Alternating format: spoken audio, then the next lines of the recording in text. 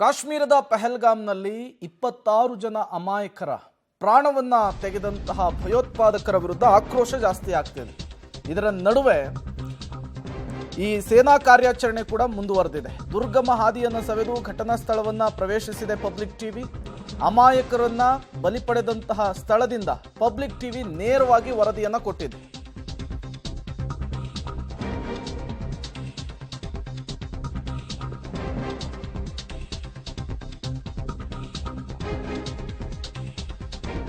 ಪಹಲ್ಗಾಮ್ನ ಬೈಸರನ್ನಲ್ಲಿ ಉಗ್ರರ ಗುಂಡೇಟಿಗೆ 26 ಪ್ರವಾಸಿಗರು ಬಲಿಯಾದಂತಹ ಪ್ರಕರಣ. ದುರ್ಗಮ ಹಾದಿ ಸವೆದು ಘಟನಾ ಸ್ಥಳವನ್ನ ಪಬ್ಲಿಕ್ ಟಿವಿ ಪ್ರವೇಶ ಮಾಡಿದೆ. ಅಮಾಯಕರು ಬಲಿಯಾದಂತಹ ಸ್ಥಳದಿಂದ ಪಬ್ಲಿಕ್ ಟಿವಿ ಪ್ರತ್ಯಕ್ಷ ವರದಿಯನ್ನ ಕೊಟ್ಟಿರುವಂಥದ್ದು. ಉಗ್ರರು ಗುಂಡಿನ ದಾಳಿ ನಡೆಸಿದ್ದು ಇದೇ ಸ್ಥಳದಿಂದ. 26 ಜನ ಅಮಾಯಕರು ಪ್ರಾಣ ಬಿಟ್ಟಿದ್ದು ಇದೇ ಸ್ಥಳದಲ್ಲಿ. ಅದೇ ಸ್ಥಳದಲ್ಲಿಯೇ ಈಗ ಪಬ್ಲಿಕ್ ಟಿವಿ ಎಕ್ಸ್ಕ್ಲೂಸಿವ್ ಆಗಿ ಗ್ರೌಂಡ್ ರಿಪೋರ್ಟ್ ಅನ್ನು ಮಾಡಿದೆ. ಸದ್ಯಕ್ಕೆ ಪರಿಸ್ಥಿತಿ ಹೇಗಿತ್ತು, ಆ ಗುಂಡಿನ ದಾಳಿ ನಡೆದಾಗ ಸಿಚುಯೇಷನ್ ಹೇಗಿತ್ತು, ಈಗ ಅಲ್ಲಿ ಸೇನಾ ಕಾರ್ಯಾಚರಣೆ ಹೇಗೆ ಸಾಗ್ತಾ ಇದೆ, ಎಲ್ಲದರ ಬಗ್ಗೆಯೂ ಕೂಡ ಪಿನ್ ಟು ಪಿನ್ ಆಗಿ ವಿವರಿಸುವಂತಹ ಕೆಲಸವನ್ನ ನಮ್ಮ ರಿಪೋರ್ಟರ್ ಶಬೀರ್ ಮಾಡಿದ್ದಾರೆ. ಭಯೋತ್ಪಾದಕ ದಾಳಿಯಾದ ಪಹಲ್ಗಾಮ್ನಿಂದ ನಿಮ್ಮ ಪಬ್ಲಿಕ್ ಟಿವಿ ನಿರಂತರವಾದಂಥ ವರದಿಯನ್ನ ಮಾಡ್ತಾ ಇದೆ. ಮೊನ್ನೆ ಭಯೋತ್ಪಾದಕ ದಾಳಿಯಾದಂಥ ಬೈಸರನ್ ವ್ಯಾಲಿಯನ್ನು ಇವತ್ತು ನಾವು ತಲುಪಿದ್ದು. ಅವತ್ತು ದುರ್ಘಟನೆ ಹೇಗಾಯಿತು, ಭಯೋತ್ಪಾದಕರು ಬಂದು ಹೇಗೆ ಸಾಮಾನ್ಯ ಅಮಾಯಕ ಪ್ರವಾಸಿಗರ ಮೇಲೆ ದಾಳಿಯನ್ನು ನಡೆಸಿದ್ರು ಅನ್ನುವಂಥದ್ದನ್ನು ನಿಮಗೆ ಇವತ್ತು ದೃಶ್ಯ ಸಹಿತ ತೋರಿಸ್ತೀನಿ. ಇಲ್ಲಿ ನೋಡ್ಬೋದು ನೀವೀಗ, ನಾನು ಬೈಸರನ್ನ ವ್ಯಾಲಿಯಲ್ಲಿದ್ದೀನಿ. ಹಿಂದೆ ದೊಡ್ಡದಾದಂಥ ಹಿಮಬೆಟ್ಟವನ್ನು ಗಮನಿಸ್ತಾ ಹೋಗ್ಬೋದು. ಅದರ ಕೆಳಗಡೆ ದಟ್ಟ ಕಾಡನ್ನು ಕೂಡ ಗಮನಿಸ್ತಾ ಹೋಗ್ಬೋದು.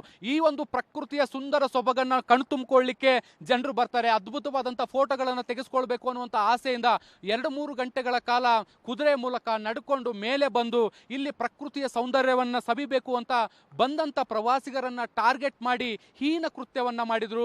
ಧರ್ಮವನ್ನ ಕೇಳಿ ಹತ್ಯೆ ಮಾಡುವಂತ ಕೆಲಸವನ್ನ ಮಾಡಿದ್ರು. ಈಗ ನೋಡಿ, ನೀವು ದೃಶ್ಯಗಳಲ್ಲಿ ಏನು ಗಮನಿಸ್ತಾ ಇದ್ದೀರಿ, ಈ ಕಾಡುಗಳಿಂದಲೇ ಕೂಡ ಭಯೋತ್ಪಾದಕರು ಕೆಳಗಿಳಿದು ಬಂದು ಪಾರ್ಕ್ನ ಒಳಗಡೆ ಇದ್ದಂತ ಜನರನ್ನ ಹತ್ಯೆ ಮಾಡಿದ್ರು ಅನ್ನುವಂತ ಮಾಹಿತಿಗಳು ಈಗ ಆರಂಭಿಕ ತನಿಖೆಯಲ್ಲಿ ಸಿಕ್ಕಿದ್ವು. ಬಹಳಷ್ಟು ದಿನಗಳಿಂದಲೂ ಕೂಡ ಅವ್ರು ಇಲ್ಲೇ ಉಳ್ಕೊಂಡಿದ್ರ ಅನ್ನುವಂತ ಪ್ರಶ್ನೆಗಳು ಕೂಡ ಎದ್ದಿರುವಂತದ್ದು. ಯಾಕೆಂದ್ರೆ ಸುತ್ತಲೂ ಕೂಡ ದಟ್ಟ ಕಾಡಿರುವಂತಹ ಹಿನ್ನೆಲೆಯಲ್ಲಿ ಅವರ ಪ್ರವೇಶ ಹೇಗಾಯಿತು ಅನ್ನುವಂಥದ್ದು ಈಗ ತನಿಖೆಯ ಬಹುದೊಡ್ಡ ಪ್ರಶ್ನೆ ಆಗಿರುವಂಥದ್ದು.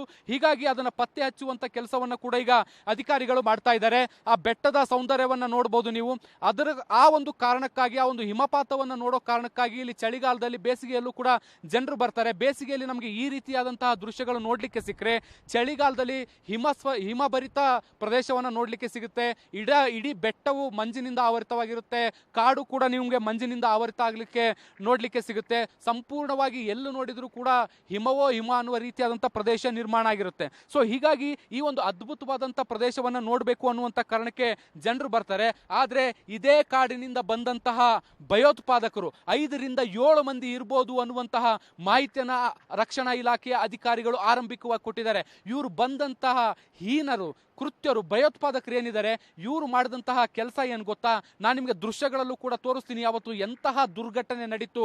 ನೆಮ್ಮದಿಯಾಗಿ ಪ್ರಕೃತಿಯ ಸವಿಯನ್ನ ಉಣ್ತಾ ಅವರು ಏನು ಈ ಒಂದು ಪ್ರವಾಸವನ್ನ ಎಂಜಾಯ್ ಮಾಡ್ತಿದ್ರು, ಅಂತಹ ಪ್ರವಾಸಿಗರನ್ನ ಹೇಗೆ ಹತ್ಯೆ ಮಾಡಲಾಯಿತು ಅನ್ನುವಂಥದ್ದನ್ನು ಕೂಡ ತೋರಿಸ್ತೀನಿ. ನನ್ನ ಈ ಭಾಗದಲ್ಲೂ ಕೂಡ ನೀವು ಗಮನಿಸ್ತಾ ಹೋಗ್ಬೋದು. ಚೇರ್ಗಳು ಹೇಗೆ ಬಿದ್ದಿದ್ದಾವೆ ಅನ್ನುವಂಥದ್ದನ್ನು ಗಮನಿಸ್ಬೋದು. ನೋಡಿ, ಅವತ್ತು ಭಯೋತ್ಪಾದಕ ದಾಳಿ ಏನಾಯ್ತು, ಆ ದಾಳಿಯ ದಿನ ದೊಡ್ಡ ದೊಡ್ಡ ಮಷಿನ್ ಗನ್ಗಳನ್ನ ತೆಗೆದುಕೊಂಡು ಬರ್ತಾರೆ ಭಯೋತ್ಪಾದಕರು. ಅವರು ಬಂದು ಅಲ್ಲಿರುವಂತಹ ಜನರನ್ನ ಮಾತಾಡಿಸ್ತಾರೆ. ಕುರ್ತಾ ಮತ್ತೆ ಪೊಲೀಸ್ ಡ್ರೆಸ್ಗಳನ್ನ ಹಾಕೊಂಡಿದ್ರು, ಆರ್ಮಿ ಡ್ರೆಸ್ಗಳನ್ನ ಹಾಕೊಂಡಿದ್ರು ಅಂತ ಸ್ಥಳೀಯರು ಹೇಳ್ತಾರೆ. ಆ ಡ್ರೆಸ್ಗಳನ್ನ ಹಾಕೋ ಬಂದು ಸಾಮಾನ್ಯ ಜನರಂತೆ ಮಾತಾಡಿಸ್ತಾರೆ. ನಿಮ್ಮ ಹೆಸರೇನು ಅಂತ ಕೇಳ್ತಾರೆ, ಅಥವಾ ನಿಮ್ದು ಯಾವ ಧರ್ಮ ಅನ್ನುವಂಥ ನಿಟ್ಟಿನಲ್ಲಿ ಕೆಲವೊಂದಿಷ್ಟು ಪ್ರಶ್ನೆಗಳನ್ನ ಕೇಳ್ತಾರೆ. ಧರ್ಮ ಬೇರೆ ಅಂದ ತಕ್ಷಣ ಅವರ ಮೇಲೆ ಏಕಾಏಕಿ ಗುಂಡಿನ ದಾಳಿಯನ್ನ ಮಾಡಲಿಕ್ಕೆ ಶುರು ಮಾಡ್ತಾರೆ. ನೋಡಿ, ಒಮ್ಮೆ ಗುಂಡಿನ ದಾಳಿ ಶುರು ಆಗ್ತಾ ಇದ್ದಂತೆ ಜನ ಓಡ್ಲಿಕ್ಕೆ ಶುರು ಮಾಡ್ತಾರೆ. ಯಾವ ನಿಟ್ಟಿನಲ್ಲಿ ಓಡ್ತಾರೆ ಅಂದ್ರೆ, ಹಿಂದೆ ತಿರುಗಿ ನೋಡದಂತೆ ಓಡ್ಲಿಕ್ಕೆ ಶುರು ಮಾಡಿದವರು ಬೆಟ್ಟ ಇಳಿಯೋವರೆಗೂ ಕೂಡ ಅವರು ಎಲ್ಲೂ ಕೂಡ ತಿರುಗು ಕೂಡ ನೋಡ್ಲಿಲ್ಲ. ಆ ಪ್ರಮಾಣದಲ್ಲಿ ಓಡಿದ್ದಾರೆ. ಆದ್ರೆ ಎಷ್ಟೋ ಜನ ಈ ಒಂದು ಹಂತದಲ್ಲಿ ಸುಮಾರು 26 ಜನ ಪ್ರಾಣವನ್ನ ಕಳೆದುಕೊಳ್ಬೇಕಾದಂತಹ ಸನ್ನಿವೇಶ ನಿರ್ಮಾಣ ಆಯಿತು. ಎಲ್ಲರನ್ನು ಹಿಡಿದು ಹತ್ಯೆ ಮಾಡುವಂತ ಕೆಲಸವನ್ನ ಮಾಡಲಾಯಿತು.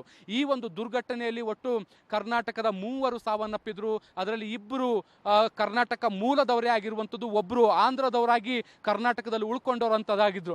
ಮಂಜುನಾಥ್ ರಾವ್ ಅವರು ಶಿವಮೊಗ್ಗದವರಾಗಿದ್ರು, ಭರತ್ ಭೂಷಣ್ ಬೆಂಗಳೂರವರಾಗಿದ್ರು. ಅವರು ಕೂಡ 2 ಈ ದುರ್ಘಟನೆಯಲ್ಲಿ ಬಲಿಯಾದರು.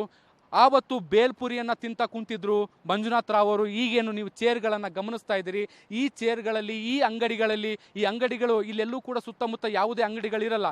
ಇಲ್ಲಿ ಮಾತ್ರ ಕೆಲವೊಂದಿಷ್ಟು ಸಣ್ಣ ಪುಟ್ಟ ತಿಂಡಿ ತಿನಿಸುಗಳು ನೋಡಲಿಕ್ಕೆ ಸಿಗುತ್ತೆ. ಮ್ಯಾಗಿ, ಬ್ರೆಡ್ ಆಮ್ಲೆಟ್ ರೀತಿಯಾದಂಥ ಸಣ್ಣ ಪುಟ್ಟ ವಸ್ತುಗಳು, ಬೇಲ್ಪುರಿ, ಪಾನಿಪುರಿ ಅಂತಹ ತಿಂಡಿ ತಿನಿಸುಗಳು, ಪದಾರ್ಥಗಳು ಸಿಗುತ್ತೆ. ಆ ಪದಾರ್ಥಗಳನ್ನು ತಿನ್ನಬೇಕು ಅನ್ನುವಂತಹ ಕಾರಣಕ್ಕೆ ಇಲ್ಲಿ ಬಂದು ಕೂತ್ಕೊಂಡು ರೆಸ್ಟ್ ಮಾಡ್ತಿರ್ತಾರೆ. ಅವ್ರ ಫ್ಯಾಮಿಲಿಯವರು ಅಲ್ಲೆಲ್ಲೋ ಇನ್ನೊಂದು ಕಡೆ ಹಾರ್ಸ್ ರೈಡ್ ಮಾಡ್ತಿರ್ತಾರೆ, ಜಿಪ್ ಲೈನ್ ಮಾಡ್ತಿರ್ತಾರೆ. ಅದನ್ನೆಲ್ಲ ನೋಡ್ತಾ ಆನಂದಿಸ್ತಾ ಇರ್ತಾರೆ, ಪ್ರಕೃತಿಯನ್ನು ಸವಿತಾ ಇರ್ತಾರೆ. ಆ ಒಂದು ಸಂದರ್ಭದಲ್ಲಿ ಈ ರೀತಿಯಾದಂಥ ದಾಳಿಯನ್ನು ಮಾಡಿರುವಂಥದ್ದು. ಅವತ್ತು ಜನ ಓಟ ಕಿತ್ತಿದ ರೀತಿಗೆ ಚೇರ್ಗಳೆಲ್ಲವೂ ಚೆಲ್ಲಾಪಿಲ್ಲಿ ಆಗಿರುವಂಥದ್ದನ್ನು ಕೂಡ ನೀವು ಗಮನಿಸ್ಬೋದು. ಮತ್ತೆ NIA ಅಧಿಕಾರಿಗಳು ಈ ಸ್ಥಳಕ್ಕೆ ಬಂದಂಥ ಸಂದರ್ಭದಲ್ಲಿ ಇಲ್ಲೊಂದಿಷ್ಟು ಗುಂಡಿನ ರಾಶಿಗಳು ಬಿದ್ದಿತ್ತು. ಅವನ್ನೆಲ್ಲವನ್ನು ಕೂಡ ಕಲೆಕ್ಟ್ ಮಾಡಿಕೊಳ್ಳುವಂಥ ಕೆಲಸವನ್ನು ಮಾಡಿದ್ದಾರೆ. ತನಿಖೆಯ ಭಾಗವಾಗಿ ಅವು ಸಾಕ್ಷ್ಯಗಳು ಕೂಡ ಆಗುತ್ತೆ. ಸೊ ಅವನ್ನೆಲ್ಲವನ್ನು ಕೂಡ ಕಲೆಕ್ಟ್ ಮಾಡುವಂಥ ಕೆಲಸ ಕೂಡ ಈಗಾಗಲೇ ಆಗಿರುವಂಥದ್ದು. ಮುಂದುವರಿದು ಈಗ ಇಡೀ ಪ್ರದೇಶವನ್ನು CRPF ಆವರಿಸಿಕೊಳ್ಳುವಂಥ ಕೆಲಸವನ್ನು ಕೂಡ ಈಗಾಗಲೇ ಮಾಡಿದೆ. ಈಗ ತನಿಖೆ ಕೂಡ ಬರದಿಂದ ಸಾಗಿರುವಂಥದ್ದನ್ನು ಕೂಡ ನಾವು ಗಮನಿಸ್ಬೋದು. ಮತ್ತೆ ಇಲ್ಲಿ ಮುಖ್ಯವಾಗಿ ಗಮನಿಸಬೇಕು, ರಕ್ತದ ಕಲೆಯನ್ನು ಕೂಡ ನೀವು ಗಮನಿಸ್ಬೋದು. ಇಲ್ಲಿ ನನ್ನ ಈ ಭಾಗದಲ್ಲಿ ನೀವೇನು ನೋಡ್ತಿದ್ದೀರಿ, ಇದು ರಕ್ತದ ಕಲೆ.